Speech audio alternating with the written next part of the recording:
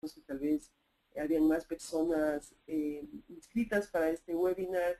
Esperemos que en pocos minutos se unan más, y si no, vamos a tener una conversación entre tú, Ernesto y yo, y eso también es interesante. Cualquier cosa, cualquier inquietud que tengas, por favor, déjame saber. Solamente para en temas logísticos, Ernesto, yo no puedo controlar el micrófono de Evelyn, tal vez si tú lo puedes hacer. Gracias. Entonces, Evelyn, vamos primero,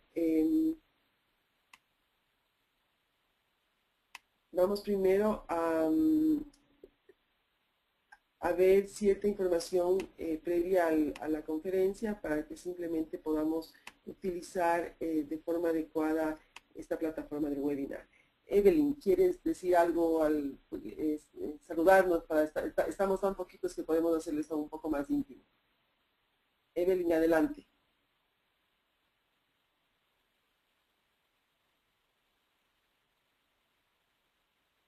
Evelyn.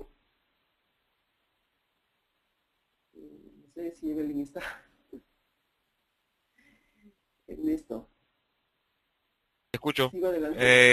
Evelyn, tienes el micrófono abierto. No sé si está en este momento en su computadora porque aparece como not attentive. Esperemos unos segunditos. Pues tal vez dejamos de grabar, porque si no se está grabando. Ok, Evelyn, buenos días. Ahora sabemos que no tienes micrófono. Por favor, cualquier duda que tengas, te pedimos que escribas las preguntas y en este tiempo las vamos a tratar de resolver. Como decía hace un momento, vamos a primero, ¿no es cierto?, a conocer el webinar y el panel que tú tienes para que lo puedas utilizar bien. Bueno, simplemente una pequeña presentación, aunque tú me conoces. Yo soy María de Lourdes Torres, tengo un doctorado en Biología Molecular de Plantas, trabajo como profesora e investigadora en la Universidad de San Francisco de Quito, y como también sabes, apoyo al proyecto BSH liderado por la UNED en Nairobi. Tú estás viendo, ¿no es cierto?, esta pequeña introducción nos va a facilitar conocer el panel de control del GoToWebinar. Vamos a enfatizar el proyecto, los objetivos del proyecto CIS o BCH2, y también cómo podemos acceder a los materiales de entrenamiento, de enseñanza que han sido desarrollados durante este proyecto y que lo tenemos subidos en un entorno de enseñanza virtual. Entonces, primero, como tú estás viendo en la pantalla, la pantalla que tú tienes que ver es esta. Tú estás viendo mis diapositivas, mis presentaciones, y aquí tú tienes tu control de asistente, donde obviamente puedes utilizarlo para interactuar durante este webinar. Es importante que en la parte de arriba vayas a View, y por favor hagas un clic para desactivar la opción Auto Hide de Control Panel para que continuamente tú puedas tener tu panel y puedas acceder a las herramientas del mismo. Entonces, en el panel de control tienes esta barra de trabajo rápida. Aquí, ¿no es cierto?, cuando tú quieras puedes aplastar esta flechita tomate para abrir o ocultar el panel de control. Esto es importante. También puedes activar levantando tu mano para que sabemos que obtienes alguna inquietud.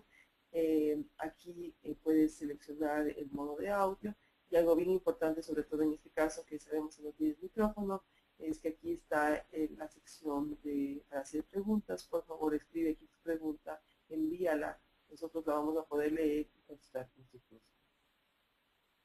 Algo que también es importante es que conozcas, como seguramente tú ya estás viendo, que esta presentación está siendo grabada, y la grabación se la hace porque posteriormente esta conferencia va a formar parte de los materiales de enseñanza del CIS. Obviamente, cuando uno participa en este seminario, uno comprende y acepta que está pasando esto, que estamos grabando. Las opiniones y los conceptos vertidos por los participantes en ningún modo refleja la posición oficial de la UNED sobre ningún aspecto. nosotros queremos tener la palabra oficial en cualquier aspecto relacionado con el protocolo de Cartagena, nos tendríamos que dirigir al órgano rector oficial de la UNEP, que es la Secretaría de la Convención de Diversidad Biológica. Entonces, simplemente para que sepamos que está siendo grabado y a lo que nos comprometemos. Como ya te dije, seguramente en tu pantalla se puede ver que este puntito rojo que es cierto, nos enseña que este webinar está siendo grabado. Obviamente hay una opción de que la intervención de algunos de nosotros no sea grabada y para eso tenemos que deshabilitar nuestro micrófono y no compartir nuestra pantalla. Ok, regresando al proyecto BSH2, ¿no es cierto? El objetivo general de este proyecto es continuar apoyando a los países elegibles en el fortalecimiento nacional de capacidades para el acceso y uso eficaz del Centro de Intercambio de Información sobre Seguridad de la Biotecnología, la promoción de la colaboración regional y subregional y la creación de redes de intercambio de experiencias para la gestión del CIS nacional y regional. Como conocemos, el proyecto tiene varios componentes. En este momento quiero resaltar el componente 2, que es la mejora continua y desarrollo de paquetes de entrenamiento sobre el centro de intercambio en 5 idiomas de la ONU. Al momento tenemos estos paquetes de materiales de enseñanza en árabe, español, francés, inglés y ruso. Pero aquí simplemente una breve pausa para indicarte esto. Como sabes, ¿no es cierto? Podemos ingresar al entorno virtual. Ya te voy a decir la dirección si es que tú no la tienes.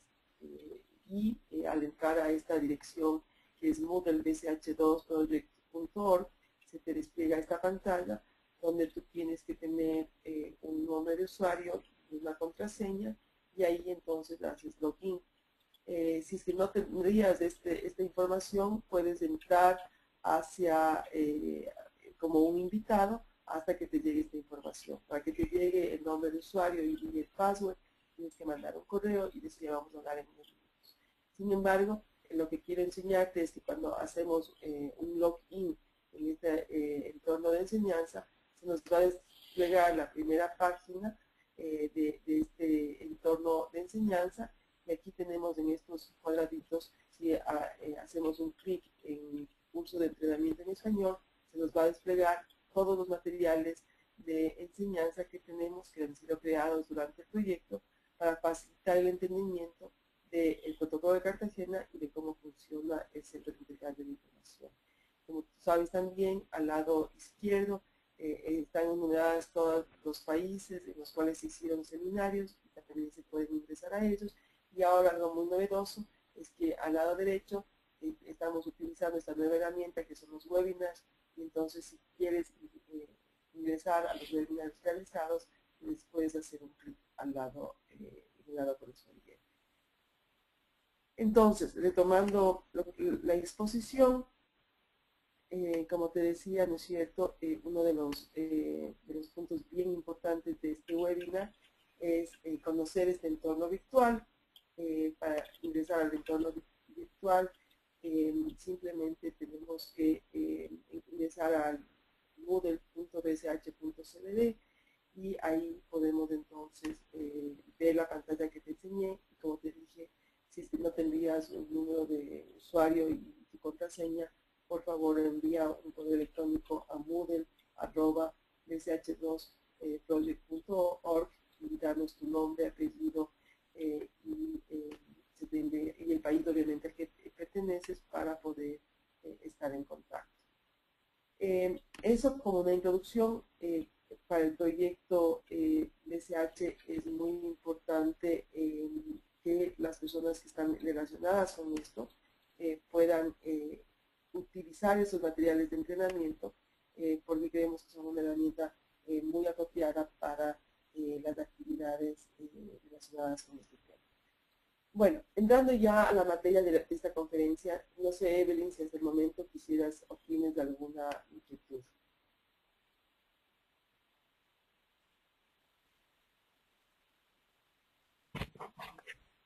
Ernesto, ¿hay alguna pregunta de Evelyn? No, no tengo pregunta. Ok, Bueno, entonces voy a seguir adelante, hablando ya, entrando ya en la temática del protocolo. Durante esta conferencia vamos a hablar un poquito sobre los antecedentes que dieron origen al protocolo de Cartagena, como es el convenio de diversidad biológica, y también después vamos a entrar a hablar en concreto sobre qué es el protocolo, el propósito y cómo funciona. Cuando uno analiza un acuerdo internacional como es el protocolo de Cartagena, lo importante es que luego de este análisis tengamos algunos puntos claves que nos llevamos con nosotros para saber de qué trata este instrumento. Y uno de los objetivos de esta conferencia es que al final de la misma sepamos acerca del acuerdo fundamentado previo, que trata de cómo se debe hacer la introducción de OBMs al medio ambiente, el procedimiento que existe para OBMs que son utilizados como alimento humano, animal o procesamiento, y también, obviamente, saber cómo funciona y cuáles son las características del centro de intercambio de información. Como el protocolo de Cartagena habla sobre organismos vivos modificados, nosotros también queremos que antes de entrar a ver los procedimientos que establece el protocolo, tengamos clara la definición de los mismos. Y esa es una definición que se encuentra dentro del protocolo. Entonces, un organismo vivo modificado es aquel en el cual ha sido introducido nuevo material genético mediante la técnica del ADN recombinante. Y una cosa también muy importante es conocer que nosotros podemos acceder de forma muy fácil a una lista de OBMs que se encuentran, registrados en el Centro de Intercambio de Información que ha creado el protocolo, y que nosotros lo podemos encontrar cuando ingresamos a esta dirección, sh.cbd.in. Esta es la página que despliega la información, y nosotros entonces en búsqueda de información podemos ir a OBMs y enseguida, ¿no es cierto?, vamos a encontrar una lista bastante amplia de muchos OBMs que han sido registrados en el BCH, sobre los cuales nosotros podemos tener información. Esta lista es, obviamente, como ustedes pueden ver, es muy larga, y eso refleja la importancia de que en este centro de intercambio de información vayamos ingresando información sobre los diferentes OBMs para nuestro mismo beneficio de encontrar información sobre ellos cuando lo requerimos. Entonces, ahí claramente vemos cómo accedemos a información sobre OBMs. Entonces, antecedentes. El convenio de diversidad biológica, este se realizó luego de la Cumbre de la Tierra en Río de Janeiro del 92, y en algunos de sus artículos habla sobre el tema organismos vivos modificados. Primer ejemplo, en el artículo 8 dice: establecerá o mantendrá medios para regular, administrar o controlar los riesgos derivados de la utilización y la liberación de OBMs que puedan afectar la diversidad biológica y la salud humana. De la misma forma, en el artículo 19.3 dice: las partes estudiarán la necesidad y las modalidades de un protocolo que establezca procedimientos adecuados, en particular el acuerdo fundamentado previo, en la esfera de la transferencia, manipulación y utilización de OBMs que puedan tener efectos adversos para la diversidad biológica, y también considerando aspectos de la salud humana. Entonces, como ustedes ven, el convenio nos da, digamos, el respaldo para que se trabaje en un protocolo, y este es el protocolo de Cartagena sobre seguridad de la biotecnología, que es un acuerdo internacional tratado, celebrado y adoptado en el marco del convenio de diversidad biológica. Y este marco es importante que nosotros sepamos, porque obviamente el convenio de diversidad biológica está determinando una serie de procedimientos en el campo ambiental. Volviendo al protocolo de Cartagena, este fue adoptado el 29 de enero del año 2000, entró en vigencia el 11 de septiembre del año 2013, y hasta enero del 2013 son 164 países los que forman parte de este acuerdo internacional. Algo también interesante que es importante que conozcamos es que este protocolo se maneja, los países parte son los que van, ¿no es cierto?, modificando, conversando, viendo por dónde quieren fortalecer, regular el tema de organismos modificados, y es por eso que cada 2 años en la actualidad se hacen unas reuniones que se llaman las COP-MOPs.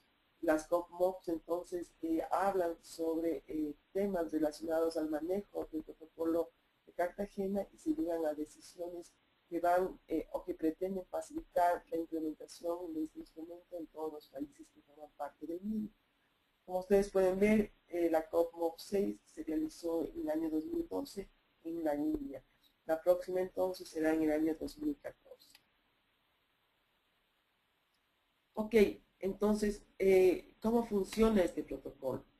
Este protocolo establece obligaciones y principios generales que se aplican a todos los OVMs, estipula reglas y procedimientos específicos que se aplican al movimiento transfronterizo de OVMs, entendiéndose claramente por movimiento transfronterizo cuando un OVM sale de un país e ingresa a otro. También establece arreglos institucionales para la administración, supervisión y evolución futura del protocolo y dispone la realización de actividades de creación de capacidad y financiamiento. Un ejemplo de estas actividades de creación de capacidad es la que estamos haciendo en este momento a través de los webinars y también todo lo que ha hecho el proyecto BCH, tanto en la fase 1 como en la fase 2. Ok. Yendo al protocolo mismo, también es importante que nosotros entendamos y sepamos el objetivo de este protocolo. Y este objetivo lo podemos ver en el artículo 1, que dice que se debe contribuir a garantizar un nivel adecuado de protección en la transferencia, manipulación y utilización seguras de los organismos vivos modificados que puedan tener efectos adversos a la conservación y la utilización sostenible de la diversidad biológica, teniendo también en cuenta los riesgos para la salud humana, como ya dijimos previamente, centrándose completamente en los movimientos transfronterizos de OVMs.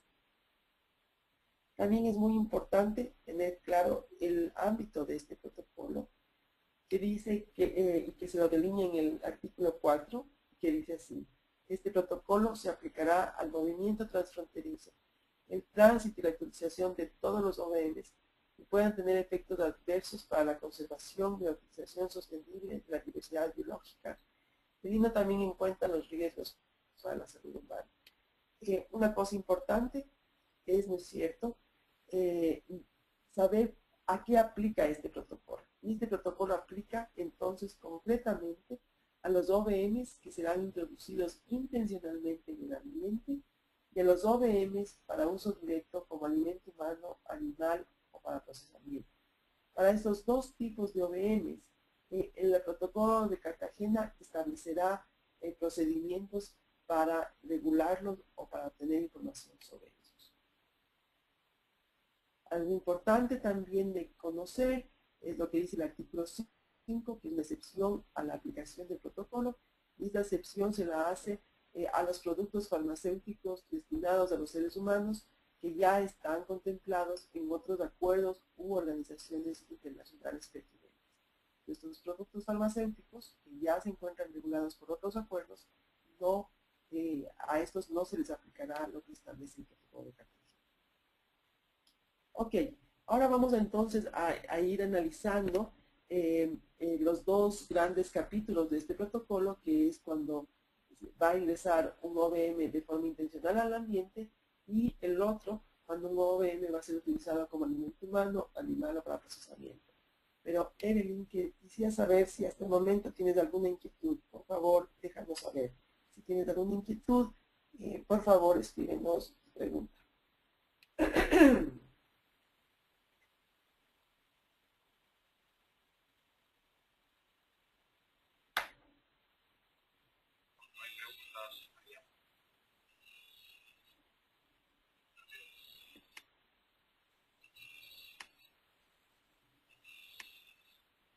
¿Me preguntas? No, no hay preguntas, María. Ok, entonces vamos a seguir. Con esta charla. Vamos entonces primero a ver acerca del acuerdo fundamentado previo. Esto comienza a delinearse y a describirse en el artículo 7. Pero también hablan sobre este acuerdo en los artículos 8, 10, 8, 9, 10 y 12. El acuerdo fundamentado previo se aplicará antes del primer movimiento transfronterizo intencional de un OVM destinado a la introducción deliberada en el medio ambiente de la parte de importación. Bien importante, este es un acuerdo específico para OVMs que van a ser introducidos de forma intencional en el ambiente, y este acuerdo se aplicará antes del primer movimiento transfronterizo. Simplemente para tener un esquema de este proceso, claramente tenemos un país exportador. Recuerda que Evelyn, que es de un país exportador del que sale el OVM, movimiento transfronterizo a un país que recibe el OVM.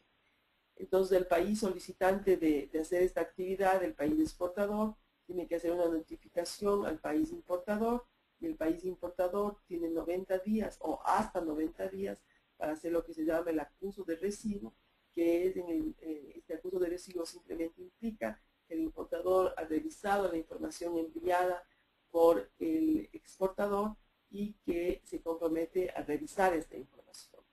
Esa revisión de la información lo conocemos como evaluación de riesgo, y para hacer esta evaluación de riesgo el protocolo establece 270 días. Esos 270 días, ¿no es cierto?, es un proceso entonces de análisis y evaluación de riesgo. Al finalizar estos 200 días como límite, obviamente puede ser antes, el país importador tiene que tomar una decisión sobre aprobar ese OVM para su importación o prohibir esta importación de un OVM. Una cosa importante es que en este proceso se puede solicitar información adicional. Esto quiere decir, y voy a poner un ejemplo, que si en el día 45 se requiere de mayor información, el reloj de los 270 días se para hasta que el exportador facilite la información al importador y el proceso de evaluación de riesgo pueda continuar. Todo el proceso tiene que durar desde que se da la notificación hasta que se tome la decisión, como máximo 270 días, pero como acabo de explicar, en los 270 días pueden tener algunas pausas si es que se requiere información adicional.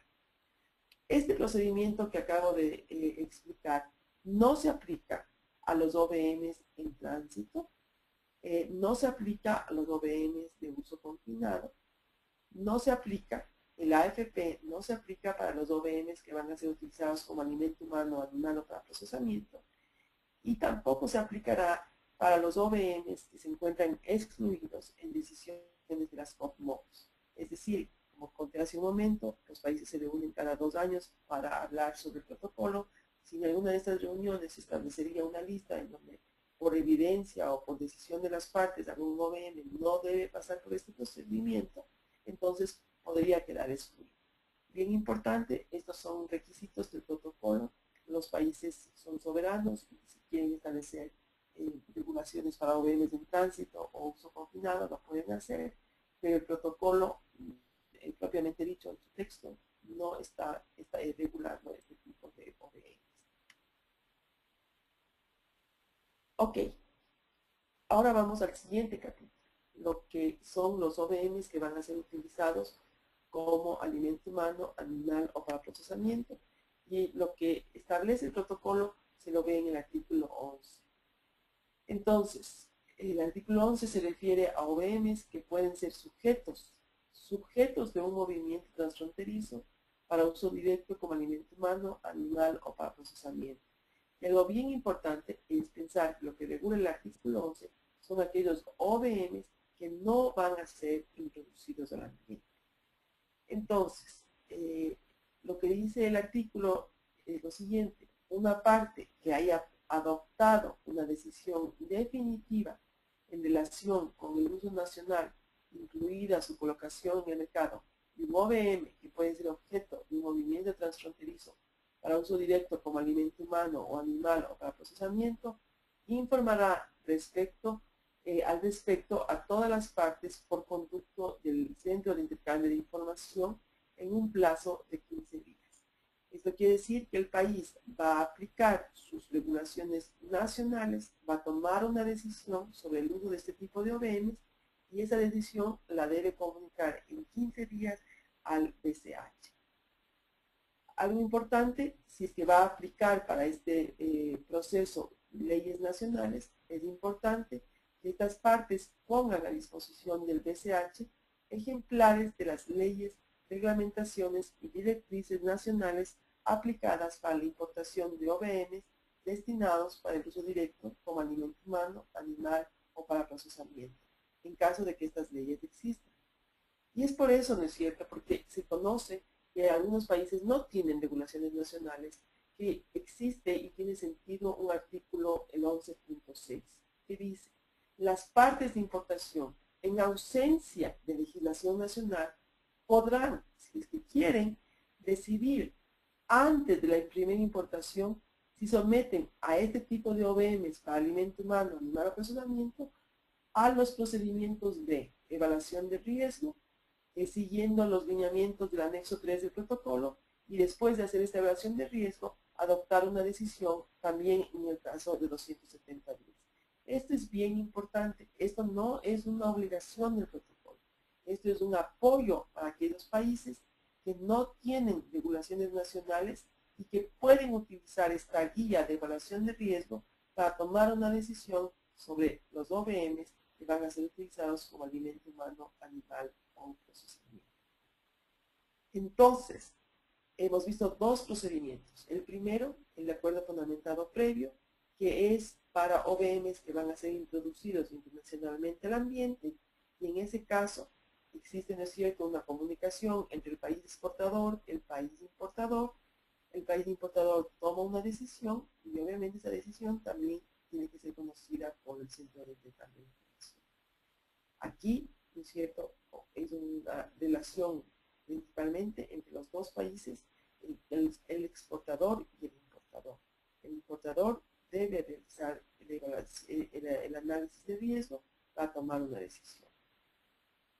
En el segundo caso, para los OVMs de uso como alimento humano, animal o procesamiento, es el país que va a utilizar ese OVM, que aplica su legislación nacional, hace, ¿no es cierto?, sus deliberaciones, toma una decisión, esa decisión la comunica al BCH y esa decisión que está en el BCH puede ser conocida por los demás países. Pero este es un proceso nacional de toma de decisión. Ok, entonces nuevamente, antes de seguir adelante, quisiera saber, Evelyn, si tienes algún tipo de duda sobre estos dos procedimientos que son muy importantes y que son la base del protocolo. Aparentemente Evelyn perdió la internet por unos minutos. Si quieres, Evelyn, por favor, indícanos qué partes te perdiste, así las podemos repetir.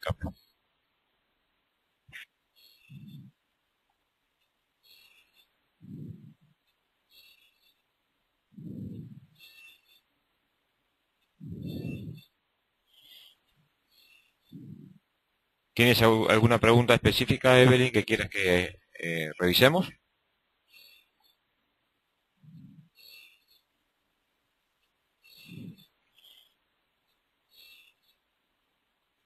Ok, María, no tengo preguntas. Ok, pues sigo adelante. Ok, a más de lo que hemos hablado de estos dos procedimientos importantes que regulan estos dos tipos de OVMs, también es interesante analizar algunos otros artículos.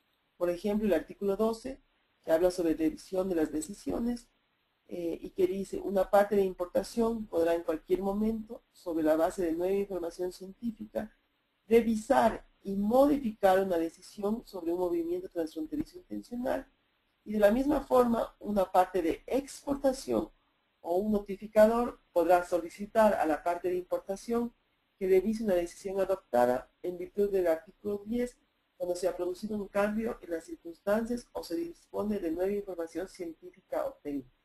La idea de esto, ¿no es cierto?, es que la biotecnología, el mundo de los OVMs están en continuo cambio, hay nueva información, y a luz de nueva información, las decisiones tomadas pueden ser revisadas, y esto crea, ¿no es cierto?, un ambiente de flexibilidad que permite o que intenta permitir un manejo adecuado de OVMs.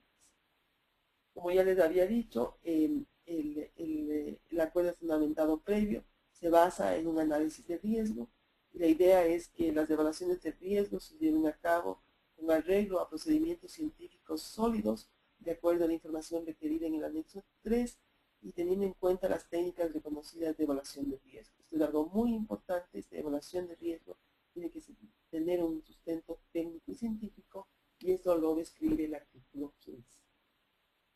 También un tema muy importante es de los movimientos transfronterizos involuntarios. Esto se describe en el artículo 17, y la idea es que un país puede liberar un OVM y este OVM puede llegar a un país que se denomina el país potencialmente afectado. Esto puede pasar, ¿no es cierto?, en el dibujito que ustedes están viendo, por decirles algo, de peces genéticamente modificados, a través de un río, por decirles algo, pueden pasar de un país a otro. Si es que se da un tipo de estos acontecimientos, obviamente el país que libera el OVM tiene que hacer una notificación, tiene que entrar en contacto con el país afectado, potencialmente afectado, y le tiene que decir qué OVM se liberó, cuál fue la cantidad, qué características tenía este OVM, cuál fue la fecha de liberación, cuáles fueron las circunstancias y cuáles son los riesgos potenciales. Y en conjunto los dos países obviamente entrarán en una consulta para acordar medidas de emergencia apropiadas, llegar a soluciones acordadas y desarrollar planes conjuntos de intervención. Y es por eso, ¿no es cierto?, que en la posibilidad de que estos eventos puedan darse, es importantísimo que los países cumplan con un pedido que hace el protocolo, y es tener un punto focal de emergencia, para casos de emergencia. Ese punto focal es el que tiene, ¿no es cierto?, que reaccionar en el momento que se dé uno de estas actividades de movimientos transfronterizos involuntarios. María, tengo una pregunta por parte de Evelyn. Sí, adelante. A ver, te leo la pregunta de Evelyn. Entonces dice así: ¿se puede aplicar el acuerdo previo por un país que no es parte del protocolo y va a ser objeto de tránsito de OVM? Ok, Evelyn. A ver, el acuerdo fundamentado previo, la obligación la tienen los países que son parte del protocolo, ¿no? O sea, un país que no es parte no tiene que aplicar el acuerdo fundamentado previo. Pero la pregunta y tal vez la clarificación debería ser la siguiente: ¿qué pasa si un país no parte va a enviar un OVM a un país parte? Que el país parte tiene que cumplir el protocolo, el país no parte no lo tiene que hacer. Entonces, por eso, ¿no es cierto?, aquí estamos hablando de un caso de un país no parte y de uno parte. Y va a haber un movimiento transfronterizo de un OVM. Entonces, entre esos dos países tiene que haber lo que se llama un acuerdo bilateral. Normalmente en el derecho internacional, cuando se hacen este tipo de cosas, los países tienen que respetar las legislaciones de los dos países. Por lo tanto, aunque no se tenga que hacer, el país no parte, no tiene la obligación de hacer un acuerdo fundamentado previo, el país parte al que va a ingresar este OVM sí lo tiene que hacer. Y por lo tanto, en principio, tendría el país que va a obtener el OVM pedir al país no parte que cumpla con la regulación del protocolo, porque el país que recibe el OVM es parte del protocolo. Entonces, para concretar esta pregunta, los países no parte no deben hacer acuerdo fundamentado previo. Los países parte es obligación. Y en el caso de intercambio de OVMs entre países parte y no parte, tienen que ponerse en un acuerdo y establecer las formas en las que el país parte no incumpla con el protocolo. No sé, Evelyn, si la respuesta te quedó clara, tal vez si nos dejas saber.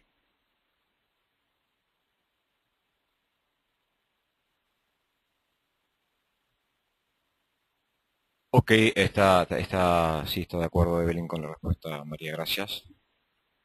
Okay.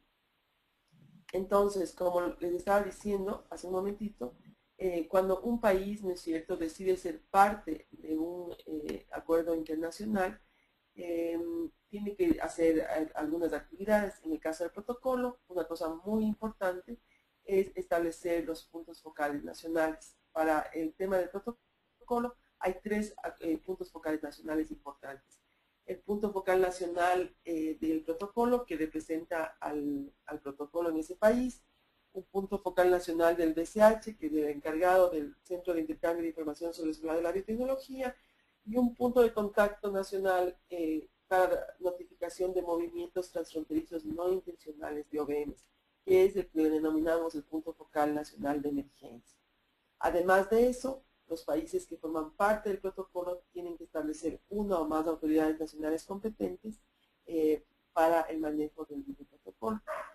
En cuanto a los puntos focales nacionales, la forma de dar a conocer los nombres de estos puntos focales es enviar los nombres y las direcciones de los puntos focales nacionales a la Secretaría del Protocolo para que la Secretaría compruebe que son nominados y nombrados de forma adecuada y que están representando a instituciones o personas designadas por las autoridades nacionales. Nuevamente, me voy a salir un ratito de la presentación para indicarte, Evelyn, lo que seguramente ya sabes, nuevamente consultando el Centro de Intercambio de Información. En búsqueda de información podemos ir a contactos nacionales y buscar rápidamente sobre los puntos focales de Brasil y donde vemos claramente que existen dos puntos focales nacionales nominados, uno para el protocolo Paulino Franco de Carvalho y uno para el DSH, que en este caso es David de Oliveira Paiva. Entonces, claramente, si uno necesita entrar en contacto con ellos, puede ingresar al DSH, encontrar información y contactarse con ellos. Esto es bien importante, ¿no es cierto?, conocer que podemos acceder entonces rápidamente a la información sobre las autoridades y los puntos focales nacionales de los países.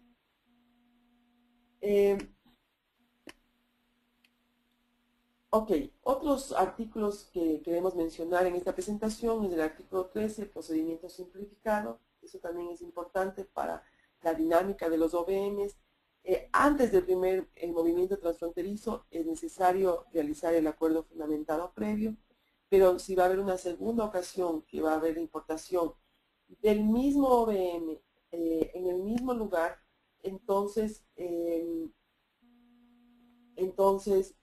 ya no tengo que hacer otra vez todo el acuerdo fundamentado previo, sino solamente hacer una pequeña notificación. El artículo 18, habla sobre manipulación, transporte, envasado e identificación, y este también es un artículo importante. La idea de este, o lo que se especifica el artículo 18, es la información que tiene que acompañar a la importación de OVMs con diferentes usos, ya sea los OVMs que van a ir a uso confinado, los OVMs que van a ser introducidos intencionalmente en el ambiente o los OVMs que van a ser utilizados como alimento humano, animal o para procesamiento.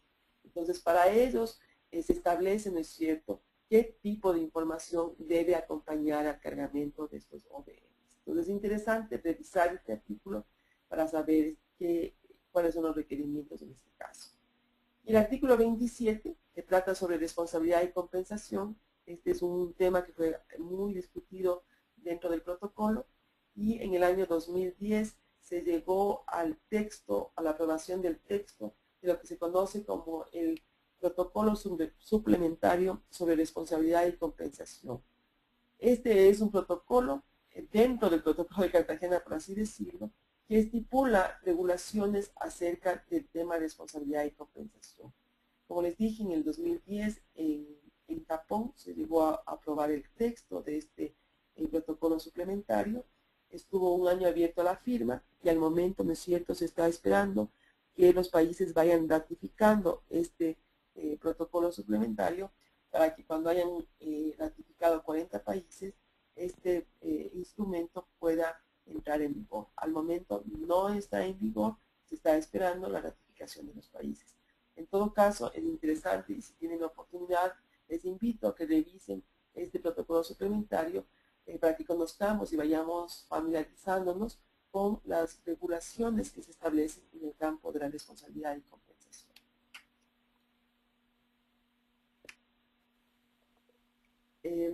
Obviamente, antes de terminar esta conferencia, es importantísimo recordar lo que dice el artículo 20. El artículo 20 establece el centro de intercambio de información como parte del mecanismo de facilitación y, obviamente, los objetivos principales de este centro de intercambio de información información es facilitar el intercambio de información y experiencia científica, técnica, ambiental y jurídica en relación con los OVM y prestar asistencia a las partes en la aplicación del protocolo.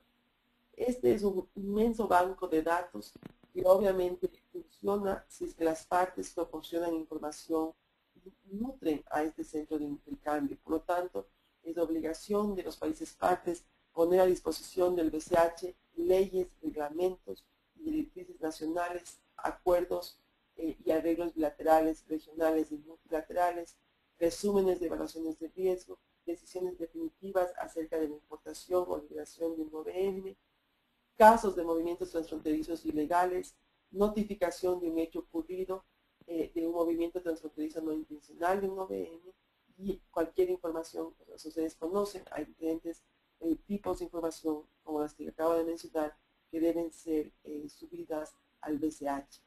Es importante, obviamente, recalcar que este no es un sitio, el BCH, para registrar información confidencial, porque la idea del BCH es compartir entre todos la información que tenemos disponible sobre ese tema.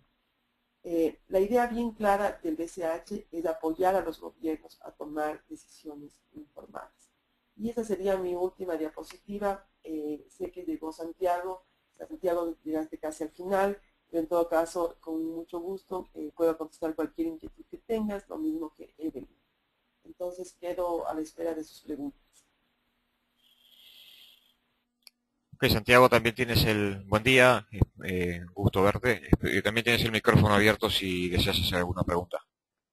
Sí, no, yo estoy conforme con lo que he alcanzado a escuchar. Gracias. Ok, no sé si Evelyn escribió alguna Evelyn. pregunta.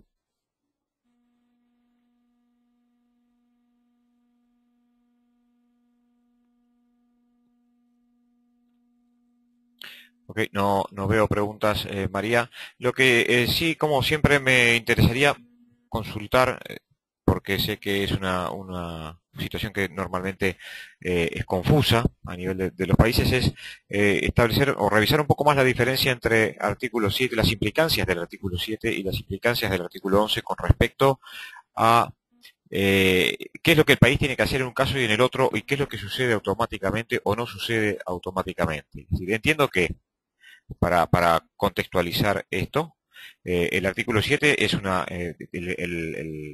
parte de exportación comunica a la parte de importación la información y entonces se desprende todo debe ejecutarse todo este proceso de los 270 días, el análisis de riesgo, etcétera, etcétera, etcétera.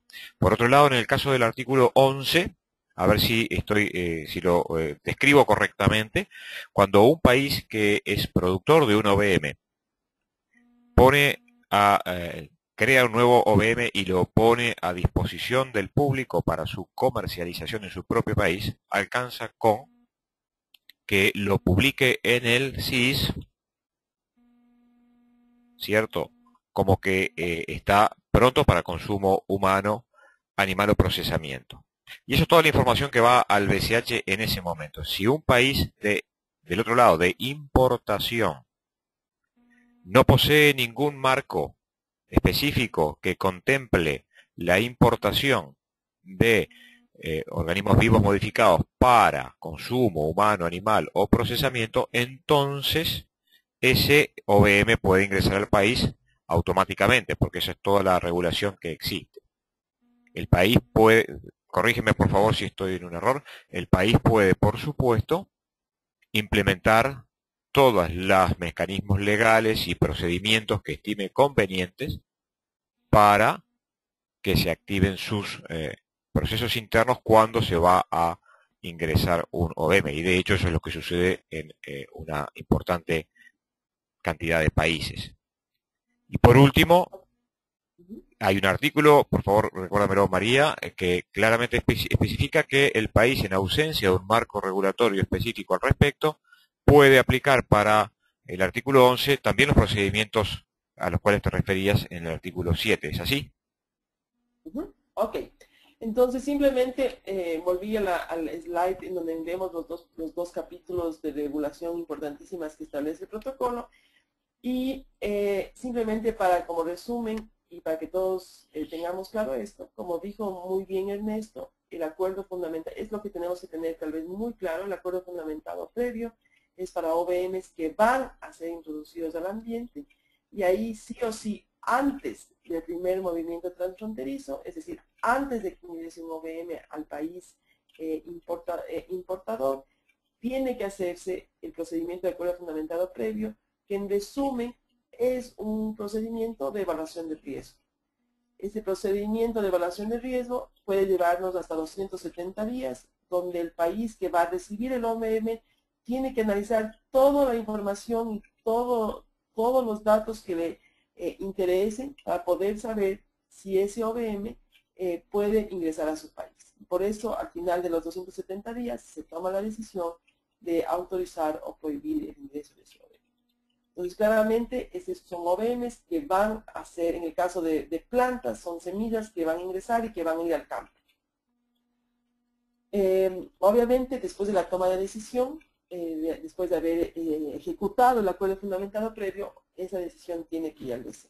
Y esa es una obligación. En el caso de los OVMs que van a ser utilizados como alimento humano, animal o procesamiento, eso quiere decir que no van a ingresar al ambiente. Lo que dice el BCH es que el país, ¿no es cierto?, usando su legislación nacional, tomará una decisión acerca de ese OVM. ¿Ya? Y que esa decisión, en aplicación de su legislación nacional, tiene que ser remitida al BCH. Entonces, la exigencia en el caso de los OVMs para alimento humano, animal procesamiento, es una regulación de información. Pero, como hay muchos países que están construyendo sus marcos nacionales de bioseguridad y todavía no tienen regulaciones nacionales, el protocolo establece una posibilidad, y no es una obligación, sino es una posibilidad de que los países que no tienen legislación nacional y quieren hacer una evaluación de estos OVMs, no tienen que hacerla, quieren hacerla, pueden, ¿no es cierto?, hacer la evaluación de riesgo siguiendo los parámetros establecidos en el anexo 3. Y, nuevamente, luego de 270 días, tomar una decisión. Y esa toma de decisión, obviamente, tiene que ser reportada al BCH.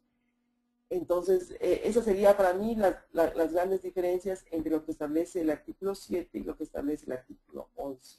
No sé, Ernesto, si te quedó claro. Sí, perfectamente, María. Que profundice en algún punto. Muchas gracias. No, yo creo que por lo menos a mí me refuerza la idea que conocemos, pero creo que siempre es importante refrescarlo porque siempre existen dudas al respecto. Yo no tengo otras preguntas. No sé si Santiago tienes alguna pregunta o Evelyn. Sí, a ver, tal vez si hay casuística, especialmente interesaría desde la perspectiva de Perú, que tiene un proceso de moratoria en marcha, los casos en los que de los OVMs que están destinados para alimentación humana, animal o procesamiento, pero que tienen alguna posibilidad de ser liberados de manera no intencional al ambiente, ser utilizados, o sea, que haya un cambio de uso. ¿Hay algún caso, algún país que analice este tipo de OVMs? Bueno, hola Santiago, un gusto hola. Conversar contigo. En realidad, ¿no es cierto? Nosotros tenemos que pensar claramente que el protocolo se centra concretamente en movimientos transfronterizos. Ya, eso quiere decir en movimientos de exportación e importación. Si yo importo un OVM para uso como alimento humano, animal o procesamiento, el protocolo está viendo esa actividad, ¿ya? Y eso es lo que está tratando de establecer procedimientos de regulación. Lo que pase dentro del país con ese OVM, después ya es una responsabilidad del país. Si el país está importando para uso como alimento humano y luego, ¿no es cierto?, lo usa como semilla, ese ya es un procedimiento interno para el cual el protocolo no está estableciendo ningún tipo de regulación, pero que seguramente y obviamente es un tema de regulación nacional. Entonces, lo que yo quisiera tal vez resaltar aquí es que los sistemas nacionales de bioseguridad se tienen que construir internamente. Antes, en las presentaciones de estas, había un slide que enseñaba, ¿no es cierto?, que el protocolo de Cartagena es obviamente simplemente como el paraguas, ¿no es cierto?, como el techo. Dentro de ese techo hay que construir la casa, y esa casa tiene que establecer lo que tiene que hacer cada país a nivel interno. No sé si con eso te contesto, Santiago. Sí, bueno, pensaba que podía haber en el plano internacional una medida, pero es claro que el detalle de ese cambio de uso tiene que estar regulado por la legislación nacional. Ciertamente. Ok. Evelyn o Santiago, ¿alguna otra duda? No, por mi parte no. Ok. Ok, no veo preguntas por el lado de Evelyn tampoco, María.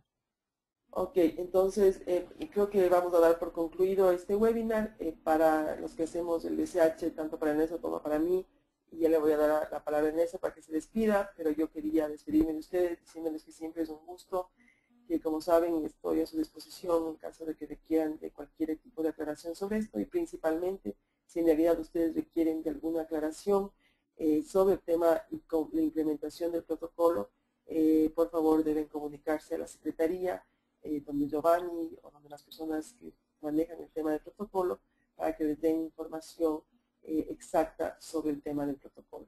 Ha sido un gusto compartir esta mañana con ustedes. Espero verles a través, mejor sería presencialmente, pero por lo menos a través de estas plataformas virtuales, y espero que todos tengan una buena semana. Conmigo yo me despido. Hasta luego. Ernesto, te dejo aquí la palabra para que sigues del webinar. Gracias, María.